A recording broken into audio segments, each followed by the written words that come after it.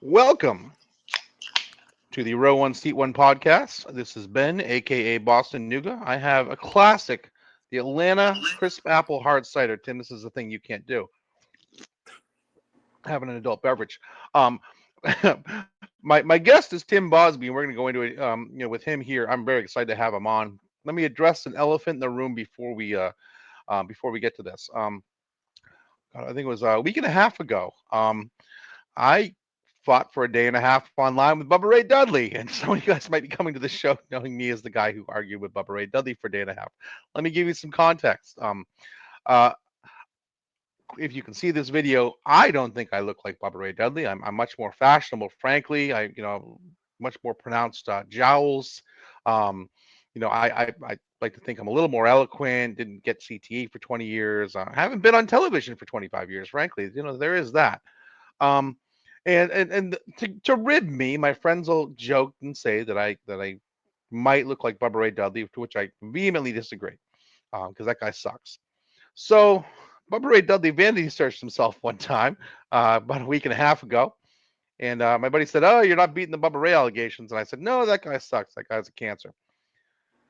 The next 36 hours of my life were Bubba Ray Dudley searching through my tweets, trying to find pictures of me that made me look fat. Guys, guess what? I'm fat. I'm not a thin man.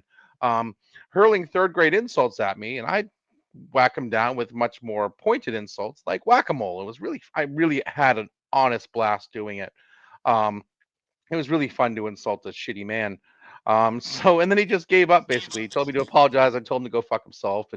Um, but he seriously was up for 36 hours going through the tweets of a 42-year-old dad who's never wrestled a day in his life, just happened to say that he sucked. And just the man was extremely gotten to, and I'm very proud to have gotten to him. But enough about that shit. I'm here with the Action World Heavyweight Champion Tim Bosby. Much more important than my arguments with a pseudo celebrity. Tim, welcome to the show. Well, I'm glad we were able to get that out of the way. Thank you so much for having me. I'm really Anything new happy. recently? Yeah, I'm Any really new happy to be developments? here. But something, I don't know. We might have to. I don't know. I'm not really feeling well. Hold What's on. going on in your life? You all right, buddy? Yeah, hold on. Just. Hold on. What's happening here? Oh my God. Oh, he's got the belt. He's got the Action Oh. World Heavyweight Championship over his shoulder like a Okay. proper champion. Now I feel really good. Oh For my those of goodness. you on audio, there's a man holding 10 pounds of gold that says Action Wrestling. My That's- personal favorite promotion. Um, don't God. tell Matt Griffin that actually because he'll get a big head about it. Anyways, Tim Bosby, you are the Action, as of Saturday, the Action World Heavyweight Champion. I wanted to bring you on the show, let people get to know you a little bit, make people feel old because you're 20 years old, and it's going to make us all feel ancient. That is neither here nor there. But you are one of my favorite people in the wrestling industry. You are just really easy to talk to and get along with, and disgustingly talented at this thing we call professional wrestling. It's really makes us old folks wish for our youth, and we're living vicariously through you. So, Tim, welcome. You are we were talking a little earlier. You said wrestling has been with you literally since birth. Please explain that. Yes. So when I was born, February 25th, 2004. God. Uh, it was a Wednesday, and once I guess I was out, and I caused my mom extreme pain because I had to be cut out because my noggin's a little bit too big. She was recovering in a very nice room that had a television in it, and my dad, who was a very big wrestling fan, for some reason there was like a Raw rerun on, so he's watching Monday Night Raw as she just laid up with me, fresh to this world, and it's always like a little funny bit that we'll talk about how I was literally born into watching wrestling, and His don't only tell Dylan. begotten son, and he's choosing John Cena. Like yeah. Well, so don't tell Dylan Hales this, but for the longest time he couldn't remember. My dad couldn't remember what was on the TV, and he was like, I know it was something with Triple H though. It was some. It was Raw. And Oh, I looked it up, terrible. and it's like an Evolution in ring segment about Triple H talking about WrestleMania 20. Oh, So I was incredible. born into this world watching a Triple H Raw promo from 2004. You only go up from So, there, really, you know. so yeah, that's my literally being born into watching wrestling story. So you, wrestling has been part of the equation since then, basically. Yes.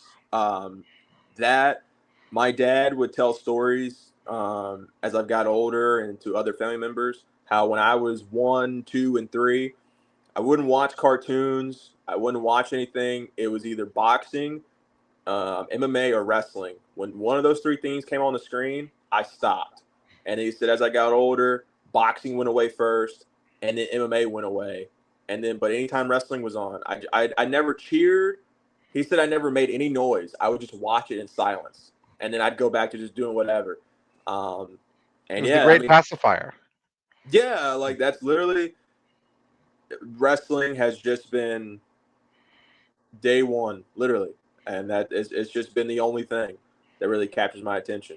That's So a lot of the people listening and one of the people hosting for this show have very similar stories. Trust me, it's the girlfriend you never get rid of. Basically, it just always stays with you.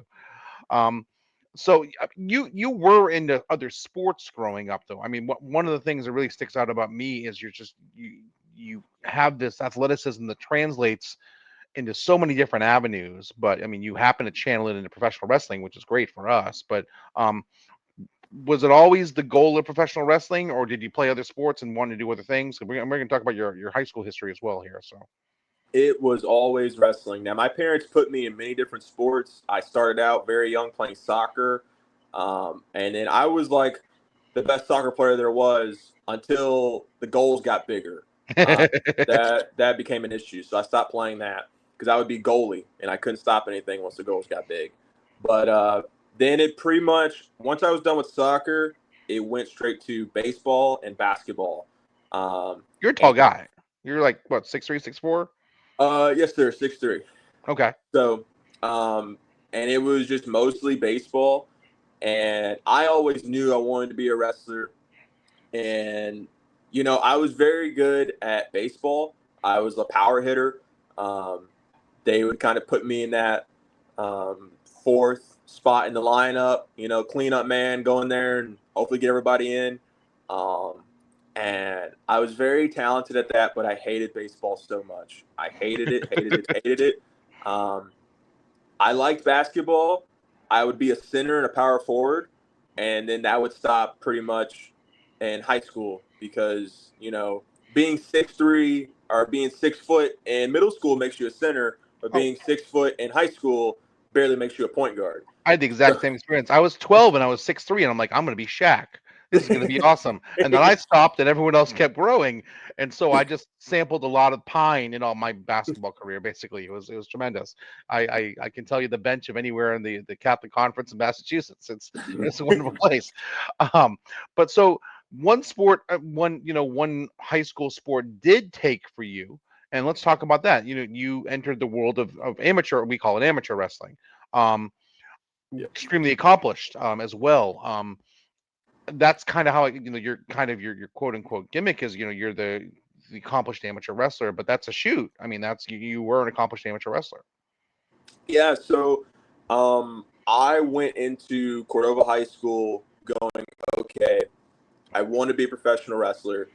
But I was unathletic, which that might be surprising to some, but I was not at all pre-high school athletic. I was out of shape. I was like, I need to do something. And everybody talks about how hard wrestling is. And Kurt and Brock and Shelton, all these former, shooters, amateur wrestlers, really praise how good it is and how much it helped them out. So I said, okay, I'm just going to go do that. So I remember, uh, like my first week of school, it was like the hardest thing to try and find the wrestling room and try and find a coach. And I finally found him, and Coach Hubbard, he gave me this very great spiel, and I was like, all right, I'm going to go do this. And my first day, it is, and I have done sports my whole life, and I've gone through hard coaches and gone through hard practices, but that first day was like, it was nuts. It was such a different animal. Like, we were outside on the track for like 3 hours in the sun, and just any exercise you can imagine, and they're like yelling at you. And then guys, they wouldn't let me do it since I obviously it was my first day, I wasn't experienced. People are wrestling on the track, like on the hard gravel, and are getting thrown and are getting double legged, and they're like, see, that's gonna be you, that's gonna be you, so go do another lap. And like, it was the most brutal. I remember I came home and told my dad, I cried, I said, I'm not going back. I can't. I legit, that first day of high school, or that first day of practice, I said, I think pro wrestling's over, because I'm not. If it's anything like that, I don't think so. But for some reason, I literally just kept going and going and going. And my two coaches, Coach Hubbard and Coach Cooper, they played such an essential part, and they were very great emotional support figures. And I look at both those guys as like very big father figures for what they did for me for that 4 years. Because anytime I felt down, especially in that first year, I mean, they were there to pick me right back up. Um, and yeah, like I said, I joined just to train for pro wrestling and get ready. That's And amazing to me, by the way. Like you saw Kurt Angle and Shelton and Brock on TV. Like, okay, how do I do that? Oh, I guess I have to do high school wrestling. That's amazing, dude. yeah, and like I said, it really surprises people. It would surprise people like towards the end of my freshman year. And especially my sophomore year, people are like, so yeah, how long have you been wrestling? I was like, I just started last year, or I just started a few months ago. Like, people were very shocked, because there's like a stigma, like, oh, freshman wrestler, here we go. And I think just because of my length and size, I wrestled in the 220 weight class, so I was taller than a lot of the people, and I had, like, if anyone's seen my legs, they're a little thick. It's a little hard to get down, and I wear a size 15 shoes, so I have a pretty good base. So I wasn't taken down easily, and something I just wanted to try and do to learn how to chain and how to move and roll. I ended up being pretty decent at it. So I mean, you were yeah, ranked first in the state for a while, state champion. I mean, yeah, you were pretty decent at it, Tim. You weren't so bad. Yeah, not so bad at all. But so we'll talk about how that translates. You soon went into training professional wrestling. Do you think you had a leg up because you had all oh this my wrestling god, experience? yes. Hmm. Oh my god. Oh my god. Okay, I don't want to sound disparaging to anybody that may be listening to this and maybe going through something similar. I don't know. I'm not trying to be mean. My first day of pro wrestling training at Memphis Wrestling School, the warm up was 10 push ups, 10 sit ups, 10 jumping jacks, and like stretching your left and right arm. And you had to I do would that for like, personally not do well with that, but you. there was like, maybe 15 of us, and Mm. just 10 push-ups, 10 sit-ups, and like 10 jumping jacks. And on the second set, people were like dying. And I was like, what? Because I went in thinking, I've listened to all these podcasts of how they broke Hogan's leg, how they like stretch guys. And that's another reason too. I wanted to learn real holds. So people tried me in my training, I'd Mhm. be ready. So I'm going in expecting that. Like, I'm expecting the old school, hey, we're about to beat the crap out of you. I was going in expecting that. And it was like a complete 180 opposite. And it helped out with the rolls, like I said, the rolls, body movement and control. Mhm. Um, I can tell that with you. yeah, like, there's some things that I hate to call it that, but sometimes my selling on certain moves, like I took a sliced bread from Warhorse and like I popped up kind of like how the Rock would for a stunner. It's just little things like that helping out with body control and exercising and cardio. Like, oh my gosh, amateur wrestling paid off big time. Very, very glad that I made that decision, and I'm As I very glad point to the to. belt on your shoulder, yes, it paid off big time. Yeah, yeah. And I'm very glad too, because my senior year, I hated it. I did not want to wrestle my senior year because the Memphis Wrestling School, it had started in the middle of my junior year, but I didn't find out about it till like the beginning of senior year. Sure. If I had it my way back then, which I'm very glad my parents stopped me, I wanted to quit the wrestling team and go straight to pro wrestling training as a senior, because I was jealous. I was envy of Nick Wayne and Billy Starks, because I'm Yep. watching them. They're younger than me. And I'm Mhm. like, oh my God, they're doing all this cool stuff. Why can't I start trying to do this? And I was trying to convince my parents my whole senior season. I was like, please, just let me stop. Let me go to Memphis, the training school. Like, I'm showing my dad Nick Wayne, and I'm like, dude, look at this guy. I can be doing this. And I was like, because I'm such a big fan of him and Billy, and I was like I kind of look at them as inspiration because like they're younger than me, and I'm like, dude, I could be doing this. So I went my whole senior year just being bitter and angry. But looking back, I'm so glad my parents laid the law down and made me stay because that senior year is like the senior year. That's the year I was ranked number one in the state. Yeah. That's where a lot of big things happened for me. So I'm very glad they laid the law down and made me stay for that. So let's delve into pro wrestling a little bit. You told me this earlier, and it made me feel 137 years old. Who are your influences as professional wrestlers, Tim? Let's go into that.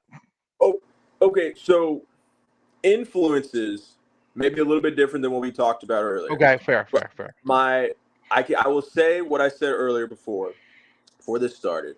My two favorite wrestlers when I was coming up, remember I was born in 2004, were number one was The Miz and God, Cody Rhodes. I loved those guys. I was either 4 or 5 when The Miz turned on John Morrison, and for some reason, this guy in really bad jean shorts and a purple mohawk, I said, that's my guy. And I stuck with him. And explain your when position, because everyone shits on the Miz. Everyone shits on the Miz. I, Explain. Die on your hill. as a kid, I loved, and I still do love cocky heels. And Mhm. I thought The Miz was so awesome, pun intended, with the mohawk. I had all the T-shirts. I had the necklace. I had a scarf. My A dad. scarf. Oh yeah, yeah. They came out with like a Miz Christmas Oh, scarf. I had anything Miz imaginable. Um, it's so good. I, my dad, the first WrestleMania we went to, WrestleMania 27, in Atlanta, I was there. and Yep. I didn't care about anything on that show until the main event. And I can go back now and go, wow, that was not the best booking and whatever. But as a kid, I think I may have been the only person in that building happy when they did what they did and the Miz walked out the title. I was so happy. That's my guy. Cody Rhodes is my guy as well. I Tim, love I've been to 8 WrestleManias. That's the worst goddamn main event I've ever seen in my life. and I was so invested when they did the double count out. I cheered because I was like, Oh, yes, I champion's was so pissed. advantage. I was so pissed. And then The Rock, like, and I, as a kid, like I hated The Rock, but I was like, this guy's the best. He helped my boy out. This is great. So yeah, those are like my two favorites as a kid, The Miz and Cody Rhodes.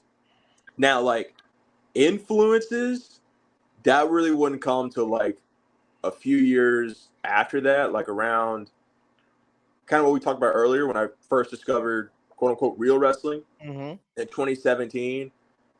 Oh my gosh, there's so many guys that play I try and steal from and just watch.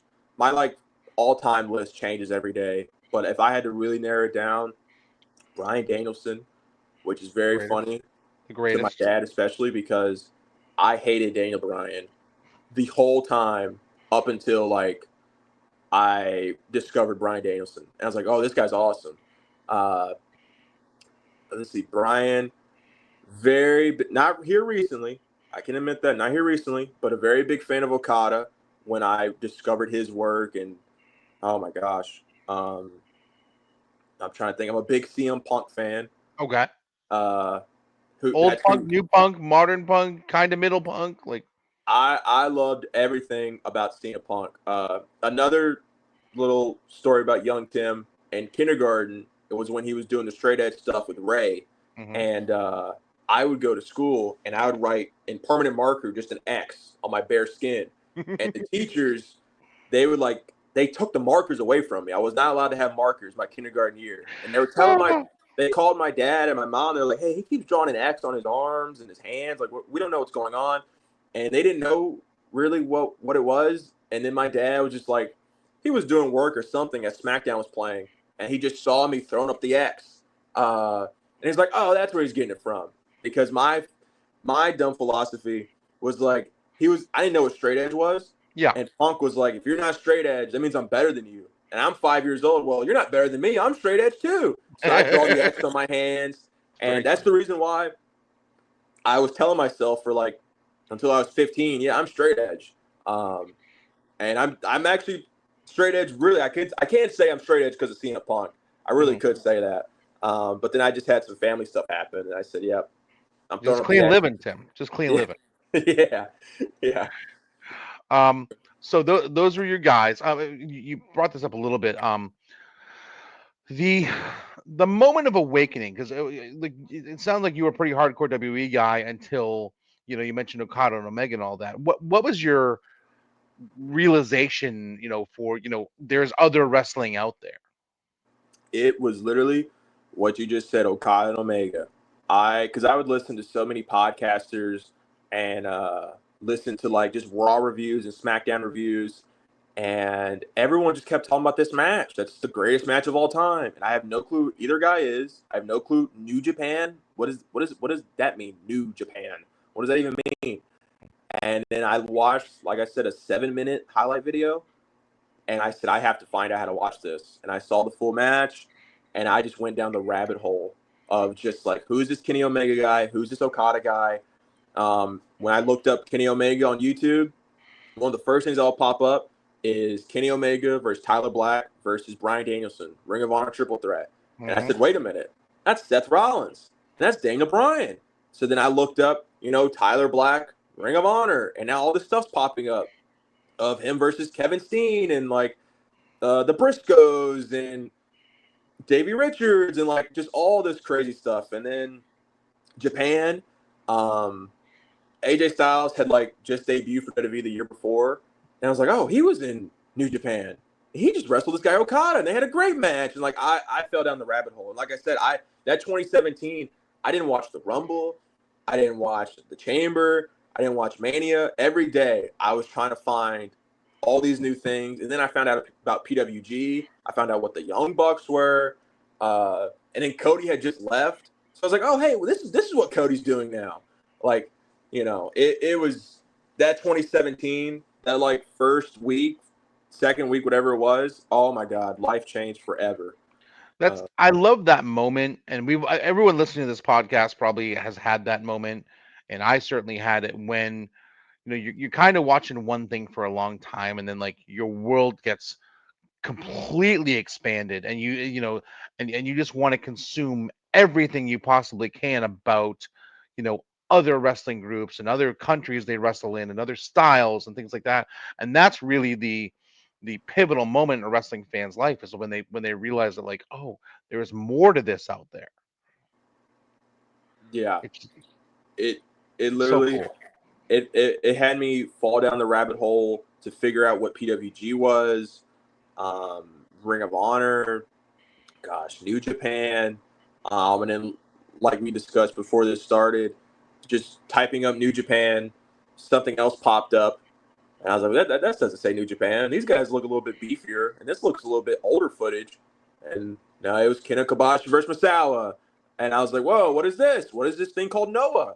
And then, like, I'm watching their match where Masawa does the dragon, or I'm sorry, tiger suplex Mhm. off the ramp. And I'm like, oh my God, it's just such a different. Oh my gosh, that year was just so crazy because I discovered so much, and I fell into an even deeper passion for wrestling. I love So that moment. So if you're gonna sit down now, given you had your horizons expanded, what's your comfort food now? so my comfort, it I can tell you what it was before, and it still kind of is for the most part, just because that's pretty much kind of what I almost grew up in. Yeah, I love 2002 through 2006 WWE. sure. I love going back and watching those old It's shows. aggression. Raw. Yeah, like I Mhm. love. There's nothing better to me than going back and watching like a 2002 six-man tag on SmackDown with like Rock and Angle and Brock, and like they're bumping and feeding, and like they're just doing all this crazy things. Like Rock on O2 SmackDown is like one of the things I try and tape study because those hot tags, oh my God, and the buildings are on fire. So Oh I'd say yeah. anything from there, and then I love I love putting on anything from like New Japan between like 2016 to like 2019. Uh, I've watched Kenny versus Naito from the G1 finals so many times. It's ridiculous. I love. Oh my God, there's so many matches. Omega versus Tanahashi from Wrestle Kingdom 13. Hmm. That's like probably my top three favorite matches ever, and I can't stop watching it. I find it's as a fan before I was like, oh, this is great, but then as a wrestler, when I rewatch these matches, I'm finding out little things that they're doing, like, oh, I could do that. I could add that to my game. So that's why I feel like it's cool. That's another layer of being a wrestler. You can go back and watch stuff, and you can watch and enjoy as a fan, but then you can also watch and go, wait a minute, I could do that, or I can try and make that my own in some type of way. So you get two different viewing ways to look at it. Um, What I'm hearing very interesting is that you're from maybe the city with the richest wrestling history in the country. Um, no, I mean, honestly, like, I mean, I mean, if it's not one, it's top three, and yet your influences are, you kind of missed that wave of, the Memphis wrestling, and it was, I mean, there was a 30, 40 year wave basically of it, but you came along after that, and your influences are more national, and your influences are more, not necessarily Memphis wrestling. Like, do you, you know, training in Memphis and being around Memphis and things like that? I mean, are you aware of the history and do you hear stories of the history all the time? so I hear stories and stuff. Um, I have tried to watch Memphis wrestling before, and I know this is gonna sound like I hate old school wrestling, which I really don't. I love to go back. Like I love watching Mr. Wrestling 2. Hmm. Uh, that's one of my dad's Awesome, favorites. He put me on. awesome. I love watching that. But there's just something I can't get into it with Lawler and Dundee and Jimmy Valiant. I could care less. I try and watch it. I try.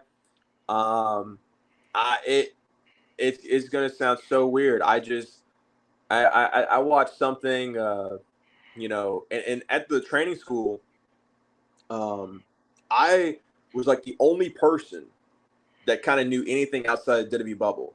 They were all Interesting. very. I think now there's a bunch of new trainees now that know a little bit more outside stuff. But when I came in, everybody just knew about WWE and kind of old school wrestling, and even the coaches.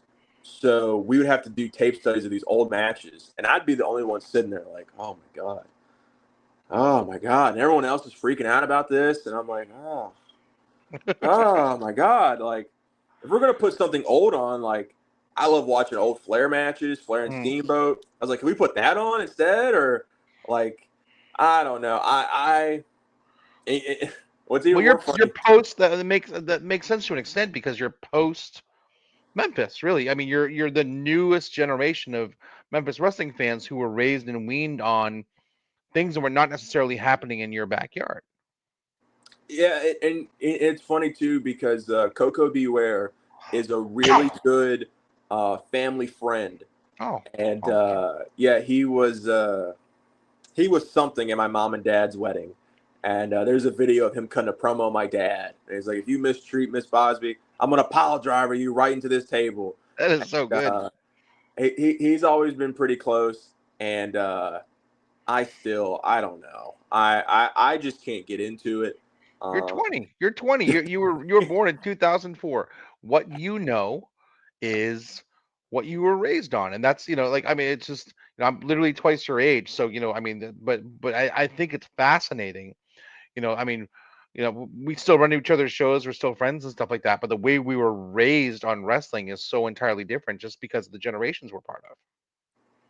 yeah. And, like I said, uh, how should I phrase this? Like, my, okay, so me personally, I know everyone else is pretty much on the other side. So even though I've been watching wrestling my whole life, even since a young child, I knew there was something up with wrestling.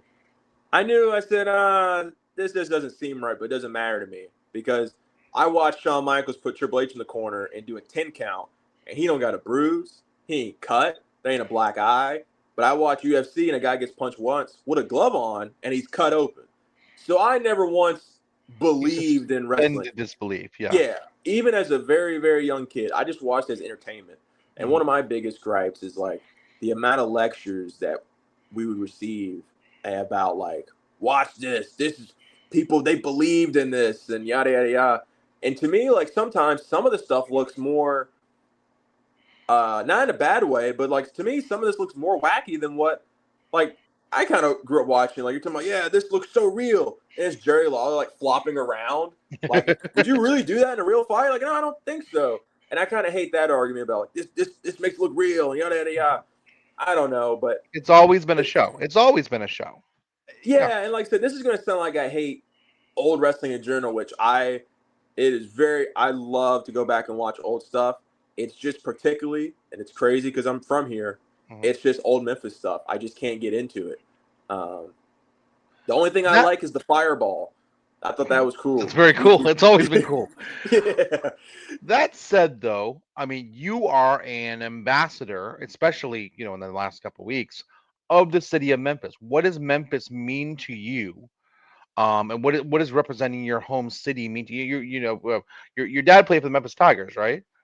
He did. He Yeah. was the starting running back from 91 to 94. So cool. So you are from Memphis. You are of Memphis.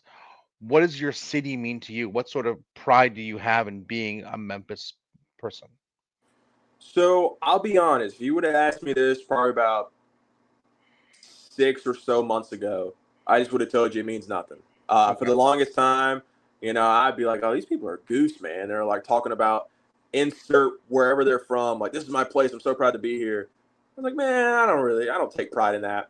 But I would say in these last 6 months or so, like, I kind of have started to kind of take pride. Like, this is the place where I was raised in. I've literally never left.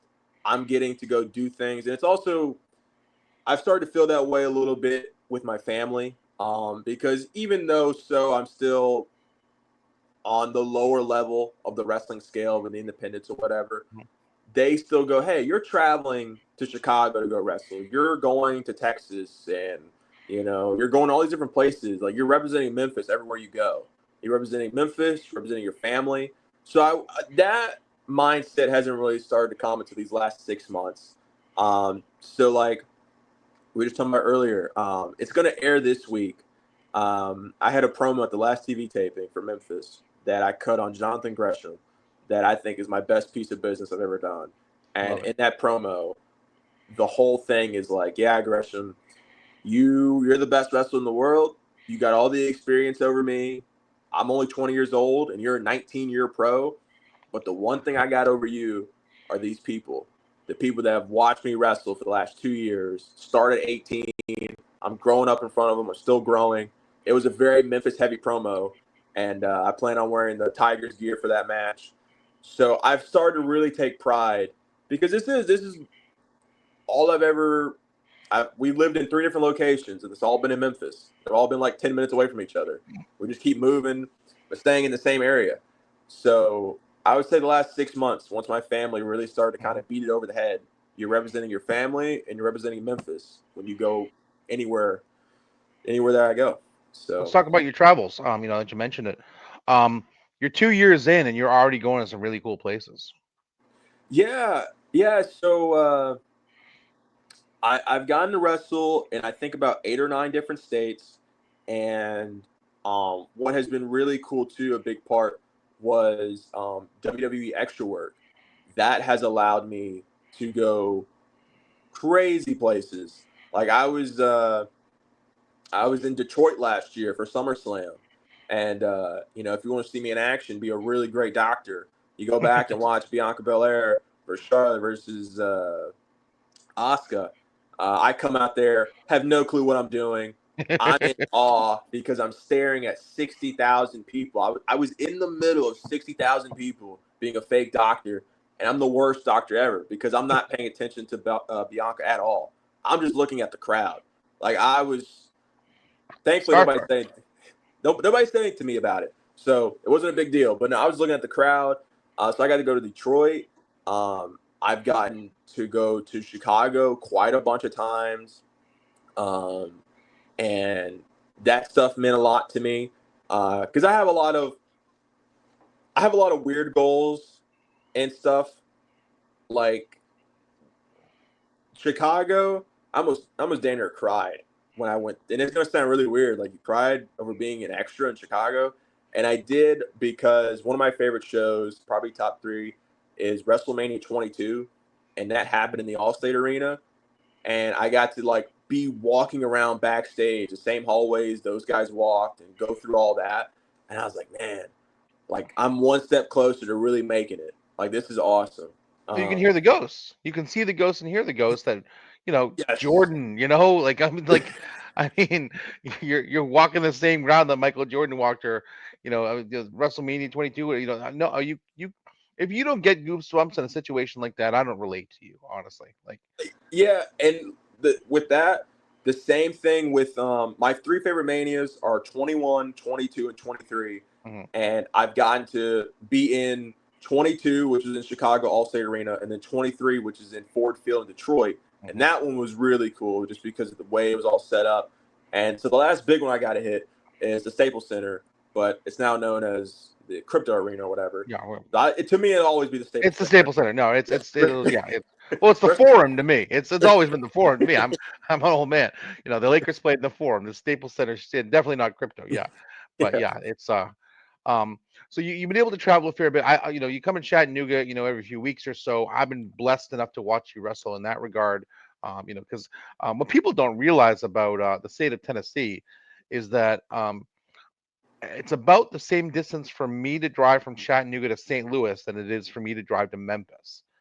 Yeah. um, that you just look at a map and you don't realize how far away everything is in the state of Tennessee, and yet you have been a trooper and hop in the car and do those 5.5, sometimes 6 hour trips from Memphis to Chattanooga to come work, our little TW arena, and grace us with your presence and put on bangers and matches and stuff like this. You've been doing this for a little over a year now, and it's been wonderful to watch you grow. My favorite thing as a wrestling fan is to see and get to know wrestlers in the beginning and then watch them develop and grow and evolve and find themselves but in the ring and as characters and things like that. And you're one of my absolute favorites because you know you were less than a year in when I saw you, basically. We got to know each other. And it's been great. And then every match I see, you're getting progressively better and finding yourself and getting confidence. And it's that's the thing I love the most, is to see that evolution, and you are evolving at a rapid pace. Well, I thank you immensely.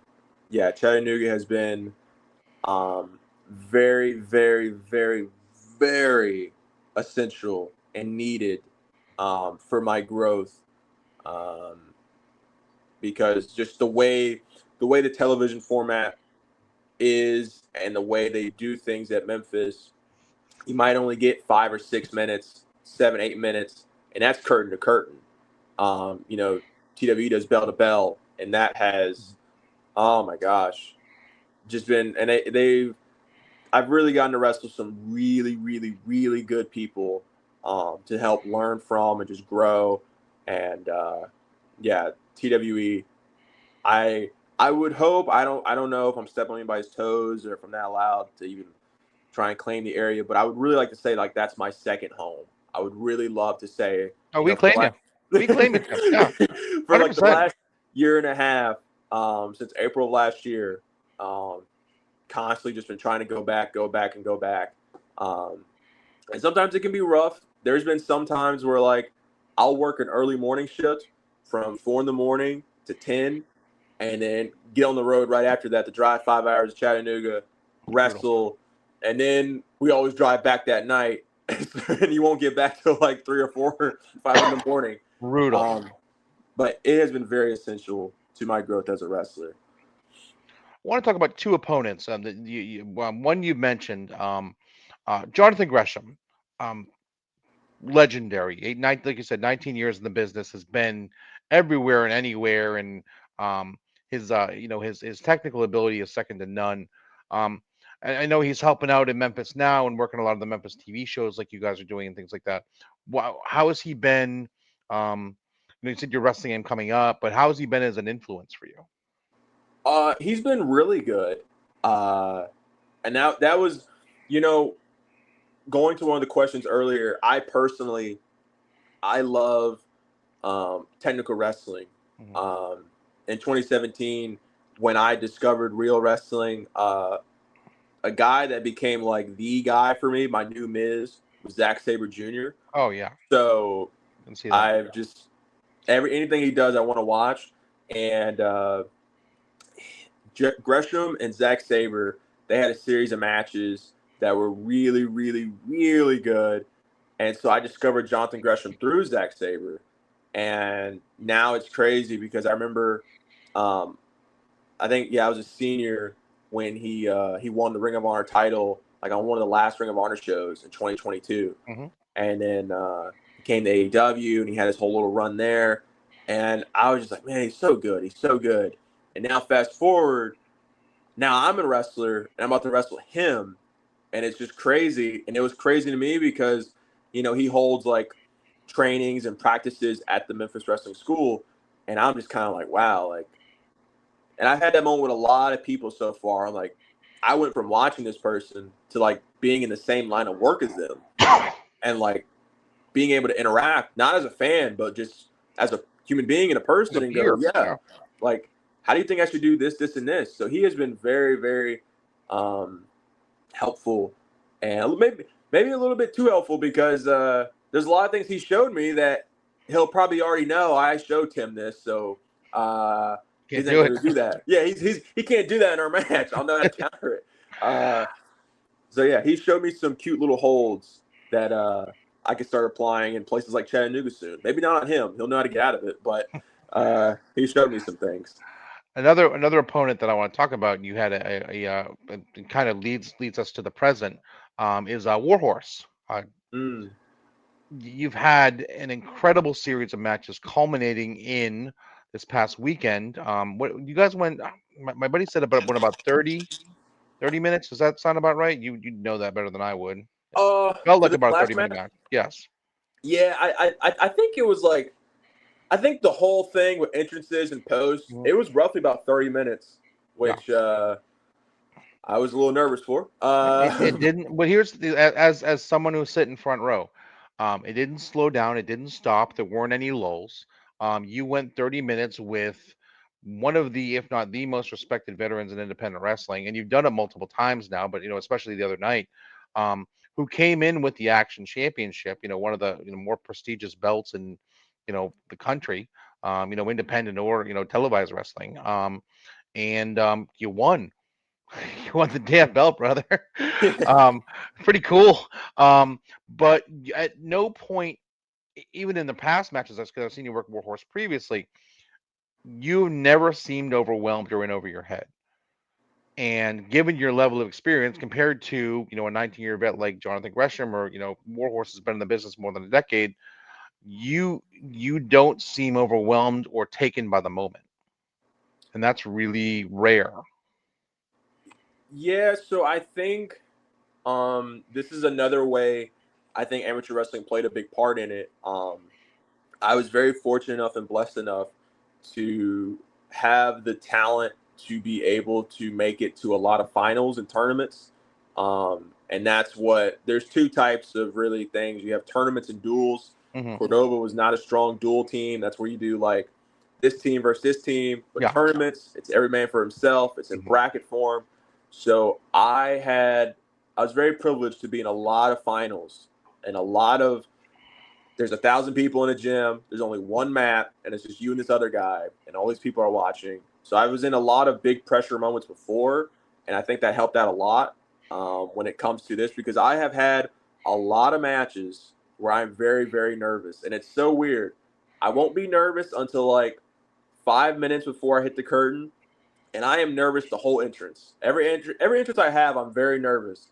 But then and this is not to sound egotistical or nothing. When the bell rings, it all goes away because I know I trust in my abilities enough that I go, okay, I'm prepared for the situation. I can handle the situation, and I can take down the situation. So those three Warhorse matches, especially the first one, I was super, super nervous, very nervous.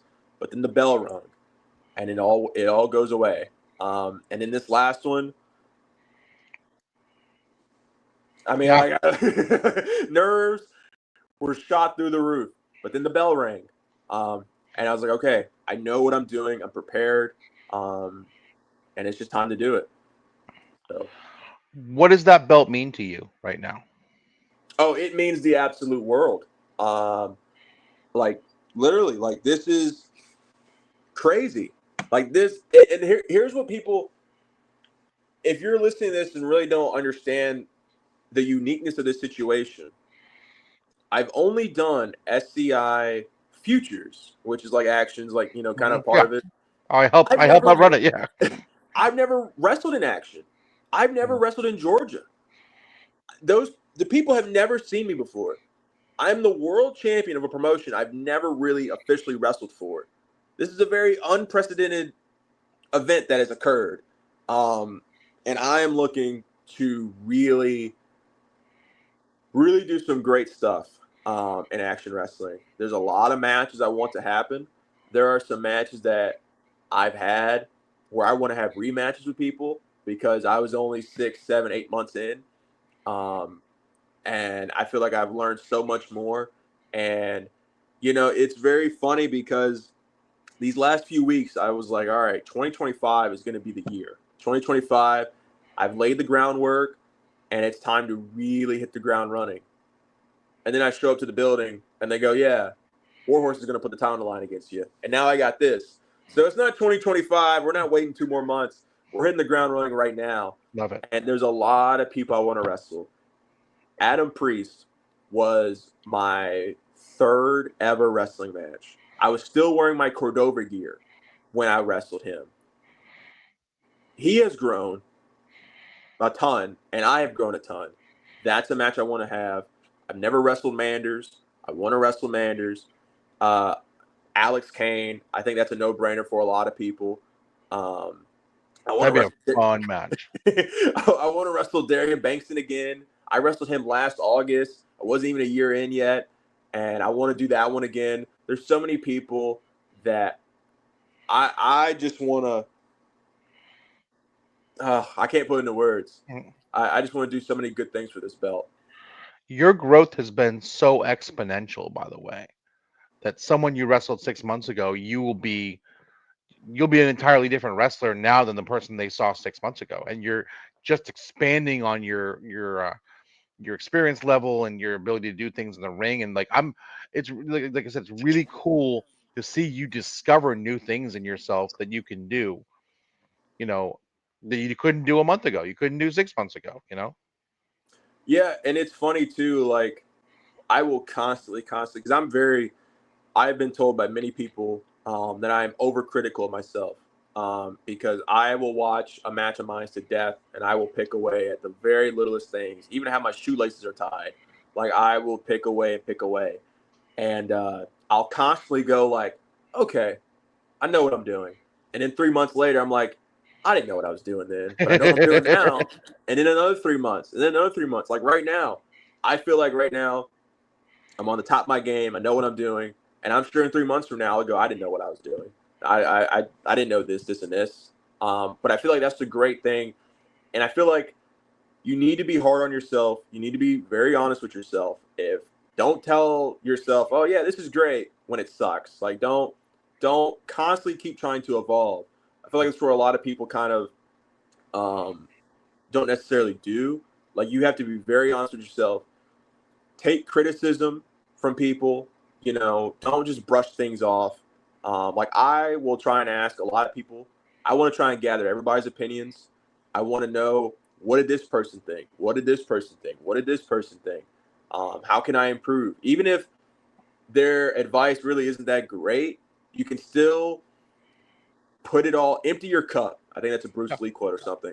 Always empty your cup and let other people fill it with their knowledge so you can learn the best way you can.